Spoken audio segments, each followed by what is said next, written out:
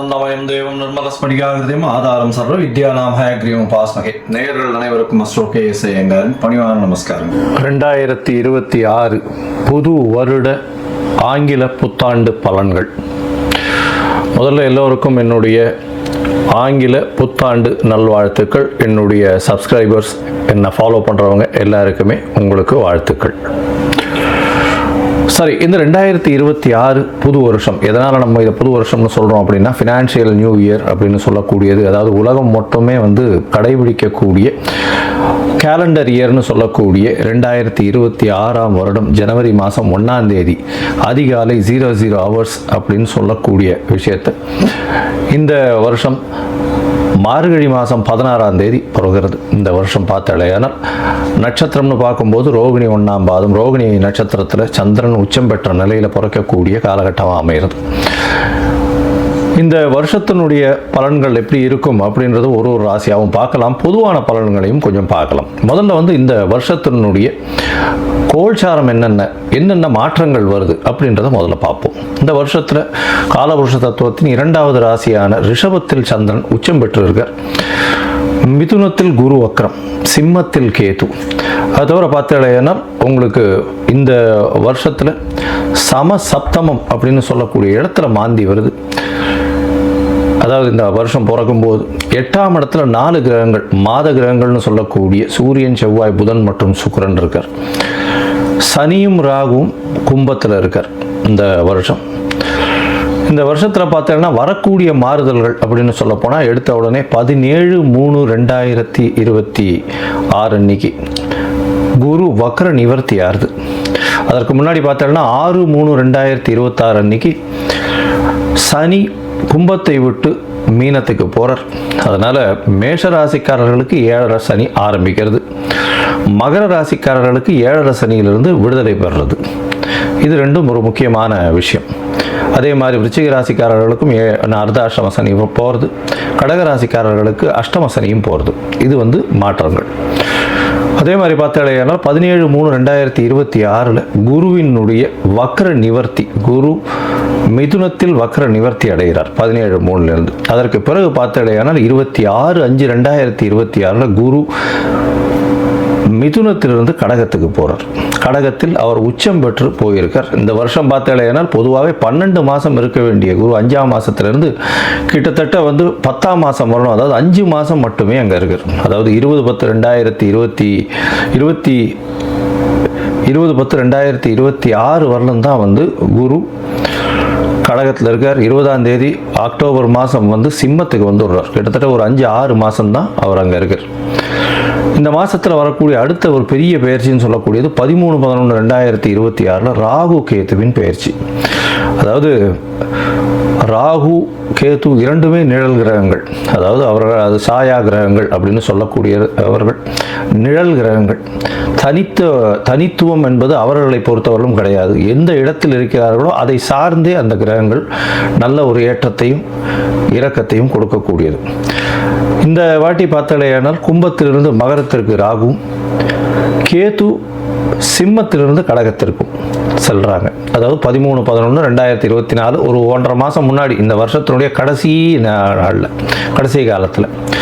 சரி, இந்த மாதத்தில் என்னென்ன மாற்றங்கள் இருக்குது, இந்த வருஷத்தில் எப்படி இருக்கும், பொதுவாகவே என்னென்ன விஷயங்கள் நடக்க போகிறது அப்படின்றதையும் பார்க்கலாம். இந்த வருஷத்தில் பார்த்தாலேயானால் வருஷம் பிறக்கும்போது கன்னியா லக்னத்தில் இருக்குது. 10ஆம் இடத்துல அதாவது குரு இருக்கார், பரிவர்த்தனை யோகத்தில் இருக்கார். குருவும் புதனும் பரிவர்த்தனை யோகம், 4-10 பரிவர்த்தனை மிகப்பெரிய ஏற்றம். இந்த வருஷத்தில் பார்த்தோம்னா நம்மளுக்கு பொதுவான பலன்கள் அப்படின்னு பார்க்கும்பொழுது தொழில் அபரிமிதமாக இருக்கும். அதுவும் கணக்கு தொழில்கள், ஷேர் மார்க்கெட் 85 95 வரலும் 95,000 பாயிண்ட்ஸ் வரலும் போகக்கூடியது நிச்சயமாக உண்டு. போன வருஷம், அதாவது 2025 நான் சொல்லியிருந்தேன், டிசம்பர் மாதத்துக்குள்ளே 85,000 பாயிண்ட் தாண்டக்கூடிய வாய்ப்புகள் அதிகம் அப்படின்னு சொல்லியிருந்தேன். ஏன்னா புதன் ரொம்ப ஸ்ட்ராங்காக இருந்ததுனால இந்த வருஷம் ஒரு 10,000 பாயிண்ட் வரலும் நிச்சயமாக மாற்றங்கள் ஏற்படுத்தும். 95,000 பாயிண்ட்லேருந்து 1,00,000 பாயிண்ட் வரலும் சென்செக்ஸ் வரக்கூடிய வாய்ப்புகள் நிச்சயமாக உண்டு. ஷேர் மார்க்கெட்டினுடைய இது ரொம்ப இன்க்ரீஸ் ஆகக்கூடிய வாய்ப்பு உண்டு. கணிதம் சார்ந்த துறைகள் எல்லாமே பலப்படும். அதை தவிர வந்து அனலிட்டிக்கல் லேப்ஸ் எல்லாமே வந்து ரொம்ப அதிகமாக இருக்கும். அதை தவிர இந்த அக்கௌண்டிங் ஆப்ஸ் எல்லாம் வந்து நிறைய ஏறும். சார்ட்டர்ட் அக்கௌண்டன்ஸுக்கு டிமாண்ட்ஸ் ரொம்ப அதிகமாகும். அதிகமான சார்ட்டர்ட் அக்கௌண்டன்ஸ் அவைலபிளாக இருப்பாங்க. அதை தவிர பார்த்தாலேயானால் பண வரவிற்கு பஞ்சம் இருக்காது. ஏன்னா கேந்திரத்தில் 4ஆம் இடத்துல வந்து திக்பலம் பெற்று சுக்கிரன் இருக்கிறது பெரிய விசேஷம். இதன் மூலியமாக ஆட்சியில் இருப்பதாக எடுத்துக்கொள்ளணும். அதனால் வந்து பண வரவிற்கு பஞ்சம் இருக்காது. எடுத்த காரியங்கள் எல்லாமே நிறைவேறும். இந்த வாட்டி பணப்புழக்கம் கொஞ்சம் அதிகமாகவே இருக்கக்கூடிய காலகட்டம். சுக்கிரனும் 4ஆம் இடத்துல இருந்து திக்பலம் பெறதுனாலையும், அதாவது இந்த கன்னியா லக்னத்துக்கு 4ஆம் இடத்துல இருக்கிறதுனால திக்பலம் பெற்று போகிறதுனாலையும், சந்திரனும் உச்சம் பெற்று போகிறதுனாலையும் பெண்களுடைய டாமினன்ஸ் இந்த வருஷம் ரொம்ப அதிகமாகவே இருக்கும். எந்த ஒரு விஷயத்திலையும் பெண்களுடைய ஆளுமை அதிகமாக இருக்கக்கூடிய வருஷமாக இந்த வருஷம் அமையும். கலைத்துறை, அதை தவிர வந்து பார்த்தோம்னா அழகு துறைகள், ஆடை விளம்பரம், அலங்காரம், இந்த மாதிரியான துறைகள் மிகவும் மேன்மை பெறக்கூடிய வாய்ப்புகள் நிச்சயமாக உண்டு. தண்ணீர் சம்பந்தப்பட்ட, பால் சம்பந்தப்பட்ட, பால் பதனிடுதல் சம்பந்தப்பட்ட துறைகள் மிகவும் ஏற்றத்தை கொடுக்கக்கூடிய வாய்ப்புகள் உண்டு. அரசாங்கத்திற்கு பார்த்தடையானால் இந்த விமானப்படை மூலியமாக, விமானம் பொருட்கள் மூலியமாக நிறைய ஏற்றம் வரும். இராணுவ தளவாடங்கள் விற்கிறதுல விமானம் சம்பந்தப்பட்ட விஷயங்களில் பெரிய ஏற்றம் வரக்கூடிய வாய்ப்புகள். ஏன்னா ராகு ரொம்ப ஸ்ட்ராங்காக இருக்கக்கூடிய காலகட்டமாக அமைய போகிறது. இந்த வருஷத்தில் பார்த்தடையானால் குருவும் உச்சம் பெற்று போகிறதுனால தங்கம் ஸ்திரமாகக்கூடிய வாய்ப்பு உண்டு. தங்கம் விலை பார்த்தோம்னா ஸ்திரமாக இருக்கக்கூடிய வாய்ப்புகள் நிச்சயமாக இருக்கும். ஸ்திரம் அப்படின்னா 12,000 to 15,000 ரேஞ்சிலேயே தான் இருக்கும். ரொம்பவும் இறங்கிறதுக்கு வாய்ப்புகள் நிச்சயமாக கிடையாது. மேக்சிமம் போச்சுன்னா 14 ரூபா 15,000 ரூபா வரலும் ஒரு கிராம் போகிறதுக்கு வாய்ப்புகள் உண்டு. அதற்கு மேலே போகக்கூடிய வாய்ப்புகள் நிச்சயமாக இல்லை. ஆனால் வெள்ளியின் விலை நிச்சயமாக உச்சத்தை தொடும், அதிகமான இதுவாக வரும். வைரத்தின் விலையும் அதிகமாக வரக்கூடிய வாய்ப்புகள் நிச்சயமாக உண்டு. ஏன்னா சுக்கிரன் ரொம்ப ஸ்ட்ராங்காக இருக்கக்கூடிய காலகட்டமாக இருக்கு. அதனால நிச்சயமாக உங்களுக்கு வெள்ளியும் வைரமும் விலை ஏற்றம் அதிகமாக இருக்கக்கூடிய வாய்ப்புகள் மிகவும் அதிகம். அதை தவிர வந்து பார்த்தாலேயானால் மைனிங் செக்டர், அதாவது வானூர்தி செக்டர், அதை தவிர வந்து ஏரோஸ்பேஸ், ஏரோடைனமிக்ஸ், அதை தவிர ஏவியேஷன், இது எல்லாமே அதிகமாக வளரக்கூடிய வாய்ப்புகள் நிச்சயமாக உண்டு. நெருப்பு சம்பந்தமான பிரச்சனைகள் வரக்கூடிய வாய்ப்புகள் உண்டு. 1-2 நெருப்பு இன்சிடென்ட்ஸ் நடக்கும். மோஸ்ட்லி இந்த வருஷத்தில் ஒரு பெரிய விபத்தை சந்திக்க வேண்டிய காலகட்டமாக நிச்சயமாக வரும். அது தவிர பார்த்தாலேயானால் இந்த வருஷத்தில் என்ன சொல்கிறது, அதாவது இது கீழ்த்தட்டு மக்கள் மூலியமாக சற்று புரட்சிகரமான பிரச்சனைகள் வரக்கூடிய வாய்ப்புகள் உண்டு. அதாவது என்ன சொல்றது, ஒரு எதிர்ப்பு குரல்கள் அரசாங்கத்தை நோக்கி அதிகமாக இருக்கக்கூடிய காலகட்டமாக அமைய போகிறது. ஆனால் மொத்தத்தில் பார்க்கும்பொழுது தண்ணீர் பற்றாக்குறை இருக்காது. அதிகமான மழை பெருக்கம் இருக்கக்கூடிய வாய்ப்புகள் அதிக மழை வர்றதுனால வெள்ளங்கள் அதிகமாக இருக்கும். வெள்ளத்தின் மூலியமாக பயிர்கள் வேஸ்டாக போகக்கூடிய வாய்ப்பு. ஒரு பக்கத்தில் மழை அதிகமாக கொட்டி பழைய பயிர்கள் வேஸ்ட் ஆகக்கூடிய வாய்ப்புகள், அதாவது உணவு தானியங்கள் வேஸ்ட் ஆகக்கூடிய வாய்ப்புகள் உண்டு. இந்தியாவினுடைய ஏற்றுமதி இறக்குமதி சற்று பாதிக்கக்கூடிய வாய்ப்புகள் நிச்சயமாக இருக்கும். இந்த வருஷம் பார்த்தாலேயானால் ஏற்றமான காலம். இந்திய மக்கள் அனைவருக்குமே நல்ல ஒரு ஏற்றமான காலமாக அமைய போகிறது. நல்ல ஒரு பண வரவும் இருக்கும், பணம் பரிவர்த்தனையும் அதிகமாக இருக்கும், பண ரொட்டேஷன்ஸ் அதிகமாக இருக்கும், கையில் பணப்புழக்கமும் அதிகமாக இருக்கக்கூடிய காலகட்டமாக அமைய போகிறது. சரி, இப்போ மேஷம் முதல் ஒரு ராசியாக வந்து இந்த வருஷம் எப்படி இருக்கு அப்படின்றத பார்க்கலாம். 2026 இந்த மாறுதல்களை வைத்து பார்ப்போம். அதுக்கு முன்னாடி என்னுடைய மொபைல் நம்பர் கீழே ஸ்க்ராலிங்கில் போயிட்டு இருக்கும். உங்களுக்கு அஸ்ட்ராலாஜிக்கல் கன்சல்ட் தேவைப்படுமே ஆயின் நீங்கள் எனக்கு ஃபோன் பண்ணுங்க. உங்களுக்கு அப்பாயின்மெண்ட் தரேன். உங்களுடைய date, time, place of birth, உங்களுடைய பெயர், உங்களுடைய தாய் தகப்பனார் பெயர், இதை அனுப்புங்க. என்னுடைய கட்டணம் என்னன்னு சொல்கிறேன். அந்த கட்டணத்தை வந்து போட்டுட்டு யூடிஆர் நம்பர் ஷேர் பண்ணுங்க. உங்களுடைய ஜாதகத்தை போட்டு சந்தி இருக்கான்னு பார்த்துட்டு, சந்தி இருந்ததே ஆனால் அதை தவிர்த்து என்ன இது பண்ண முடியும், உங்களுடைய நட்சத்திரம் என்ன, தசாநாதம் என்ன, அந்த தசை நடக்கிறது, உங்களுடைய லக்னம் என்ன அப்படின்றத குறித்து அதற்கு பிறகு உங்களோட அப்பாயின்மெண்ட் ஃபிக்ஸ் பண்ணிட்டு டிஸ்கஸ் பண்ணுறேன். பொதுவாகவே என்கிட்ட வர்ற ஜாதகத்தில் 50 வயசு 60 வயசில் இருக்கிற வாழ்க்கெல்லாம் வந்து நட்சத்திரம் சந்தியில் வர்றதுனாலையும் லக்ன சந்தியில் வர்றதுனாலையும் அவள் இருக்கக்கூடிய லக்னம் வந்து ரிஷப லக்னம் நினச்சிட்டு இருப்பா. ஆனால் மிருகசீரிஷம் 3ஆம் பாதத்தில் இருக்கும், மிதுன லக்னத்தில் இருப்பாள். ஸோ அந்த மாதிரி மாறுதல்கள் நிறைய இருக்குது. அதனால் முதல்ல லக்ன சந்தி, நட்சத்திர சந்தி எல்லாம் குறித்து அதற்கு பிறகு உங்களுடைய ராசிக்கு, உங்களுடைய லக்னத்திற்கு ஏற்ப தசை நடக்கிறதா, இப்போ நடக்கிற கோச்சாரம் எப்படி நடக்கிறதுன்றதை பார்த்து அதற்கு பிறகு பலன் சொல்கிறேன். சரி, இப்பொழுது மேஷம் முதல் மீனம் வரை 2026 புத்தாண்டு பலன்கள் ஒன்றொன்றாக பார்க்கலாம். கன்னியா ராசி நேயர்கள், உத்திரம், ஹஸ்தம், சித்திரை இந்த 3 நட்சத்திரம் 9 பாதங்களை கொண்ட ராசி. ராசியின் அதிபதி புதன். ராசிக்கு 4ஆம் இடத்துல பரிவர்த்தனை யோகத்தில் வேற இருக்கு. அதாவது குருவும் புதனும் பரிவர்த்தனை இந்த வருஷம் பிறகும்போது பெரிய விசேஷம். இந்த வருஷம் பெரிய ஏற்றத்தை கொடுக்கக்கூடிய வருஷமாக இந்த கன்னியா ராசிக்காரர்களுக்கு இருக்கும். முதல்ல அது சொல்கிறேன். ஏன்னா கன்னியா ராசிக்காரர்களுக்கு நடுவில் எந்த ஒரு விஷயமுமே முன்னெடுத்து போக முடியாத அளவுக்கு சில கஷ்டங்களை அனுபவிச்சுட்டு இருக்காங்க. ஏன்னா சனி பகவான் வக்கரகதியிலிருந்து மிகப்பெரிய தடங்கல்கள் இப்பொழுதுதான் கொஞ்சம் மாற்றங்கள் ஏற்பட்டுருக்கு. இப்போ ஒரு பெரிய விசேஷம் என்ன அப்படின்னா, உங்களுடைய ராசிக்கு 7ஆம் இடத்துல சனி பகவான் வரார். அதாவது 7ஆம் இடத்துல சனி பகவான் வரும்பொழுது எதிர்பாலனத்தின் மூலியமாக சிறு சிறு தொல்லைகள் வரக்கூடிய வாய்ப்பு உண்டு. அது தவிர பார்த்தீங்கன்னா உங்களுக்கு வேலை மாறுதல்கள், வேலையில் ஏற்றங்கள், வெளியூர், வெளிமாநிலம், வெளிநாடு சென்று வரக்கூடிய வாய்ப்புகள் இதெல்லாம் கண்டிப்பாக கிடைக்கும்.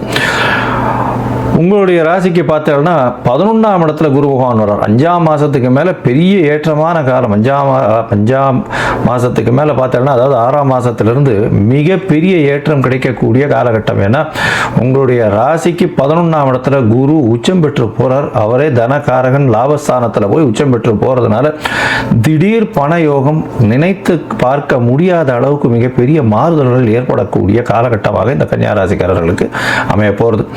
உடல் நிலையில் நல்ல ஒரு ஏற்றம் இருக்கக்கூடிய காலகட்டம். இருப்பினும் சனியின் பார்வை இருக்கிறதுனால சற்று சில நேரங்களில் பின்னடைவு ஏற்படக்கூடிய வாய்ப்புகள் நிச்சயமாக உண்டு.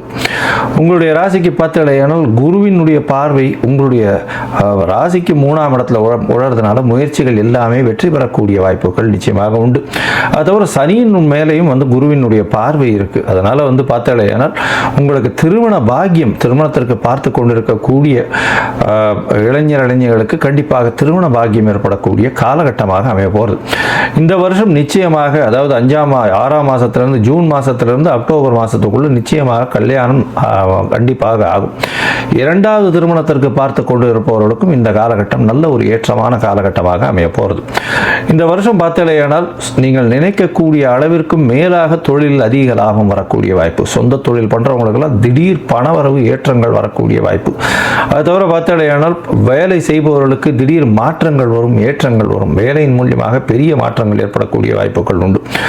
5ஆம் அதிபதியே உங்களுக்கு 7ஆம் இடத்துல இருக்கிறதுனாலே, அதனால் அது தவிர குருவே 5ஆம் இடத்தையும் பார்க்குறார், 7ஆம் இடத்தையும் பார்க்குறார். அதனால் பார்த்தோம்னா குழந்தை பிராப்திக்கு பார்த்து கொண்டிருப்பவர்களுக்கு குழந்தை பிராப்தி ஏற்படக்கூடிய வாய்ப்புகள் இந்த காலகட்டத்தில் இருக்கும்.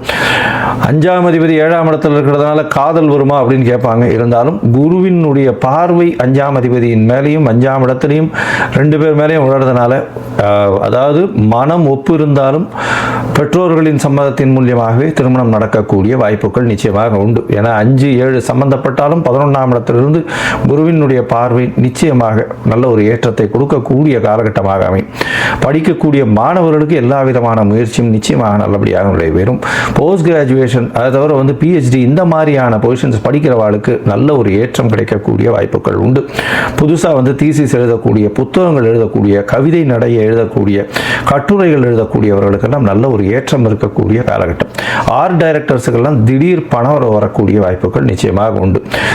அதாவது மேத்ஸ் சம்பந்தப்பட்ட, அதை தவிர இந்த கணினி சம்பந்தப்பட்ட, அதாவது கம்ப்யூட்டர் சாஃப்ட்வேர், ஹார்ட்வேர் இந்த மாதிரியான இன்ஜினியர்ஸ் இவங்களுக்கெல்லாம் நல்ல ஒரு ஏற்றம் இருக்கும். அதை தவிர அட்வர்டைசிங் செக்டாரில் இருக்கிறவங்களுக்கெல்லாம் பெரிய ஏற்றம் கிடைக்கக்கூடிய காலகட்டமாக அமைய போகிறது. இந்த இது அதாவது கன்னியா ராசிக்காரர்களை பொறுத்தவரைக்கும் பார்த்தோம்னா இந்த புதனுடைய சம்பந்தம் அதிகமாக இருக்கிறதுனால ஷேர் மார்க்கெட் இண்டிசஸில் நல்ல ஒரு வெற்றி வாகை சுடக்கூடிய இந்த வருஷம் பார்த்தோம்னா ஷேர் மார்க்கெட்டில் அதிகமான பணம் பண்ணக்கூடிய நபர்களில் இவர்களும் ஒருத்தர்களாக இருக்கக்கூடிய வாய்ப்புகள் நிச்சயமாக இருக்கும். இந்த வருஷம் மிகவும் ஏற்றமான வருஷம். மொத்தத்தில் பார்த்தோம்னா இந்த கன்னியா ராசிக்காரர்களுக்கு மிகப்பெரிய குபேர சம்பத்து வரக்கூடிய வாய்ப்புகள் நிச்சயமாக உண்டு. உங்களுடைய ராசிக்கு 11ஆம் இடத்துல இருக்கக்கூடிய குரு பகவான் மூலியமாக நல்ல ஒரு ஏற்றம் கிடைக்கும். திருமண பாக்கியம் ஏற்படக்கூடிய வாய்ப்பு, தொழிலில் ஏற்றம் இருக்கக்கூடிய வாய்ப்பு. எதிர்பாலனத்தவரை சற்று நம்ப வேண்டாம்.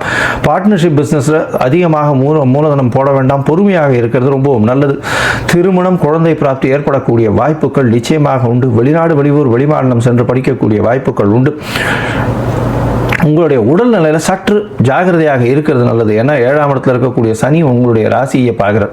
இதில் ஒரு மிகப்பெரிய விசேஷம் என்ன அப்படின்னா, உங்களுடைய ராசிக்கு 11ஆம் இடத்துல கேது பகவான் வர போகிறார். அதனால் உங்களுக்கு இந்த வருஷம் மிகப்பெரிய ஏற்றம், தன லாபங்கள் அதிகமாக இருக்கக்கூடிய காலகட்டம். ஏன்னா 11ஆம் இடத்துல எந்த கிரகம் இருந்தாலும் பண வரவிற்கு பஞ்சம் இருக்காது, தொழிலில் அபரிமிதமான லாபங்களை கொடுக்கும்ன்றது ஜோதிட சாஸ்திரம் சொல்கிறது. அதன் மூலியமாக 11ஆம் இடம் நல்ல ஒரு ஏற்றமாக இருக்கக்கூடிய காலகட்டம்ன்றதுனால உங்களுக்கு நிச்சயமான ஏற்றங்கள் இருக்கும்.